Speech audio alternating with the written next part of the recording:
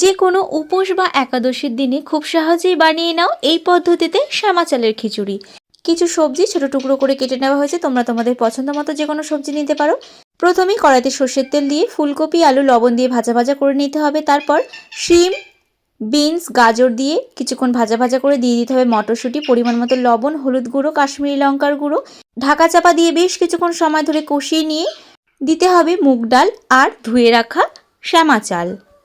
দেওয়ার পর আরও কিছুক্ষণ সময় ধরে কষিয়ে পরিমাণ মতো জল দিয়ে ঢাকা দিয়ে সেদ্ধ হতে দিতে হবে। ততক্ষণে আর একটা কড়াইতে কিছুটা সর্ষের তেল দিয়ে তাতে ফোড়নে তেজপাতা, শুকনো লঙ্কা, পাঁচফোড়ন দিয়ে দিয়ে দিতে হবে টমেটো কুচি আর আদা বাটা। একটু ভাজা ভাজা করে দিয়ে দিতে হবে জিরে গুঁড়ো, ধনে গুঁড়ো, গোলমরিচ গুঁড়ো, অল্প চিনি আর কিছুটা ঘি আর পরিমাণ মতো গরম মশলার গুঁড়ো দিয়ে হালকা একটু নাড়াচাড়া করে মশলাটা এবার খিচুড়ির মধ্যে দিয়ে নাড়াচাড়া করে নামিয়ে নিলেই তৈরি দারুণ সুস্বাদু শ্যামা চালের খিচুড়ি।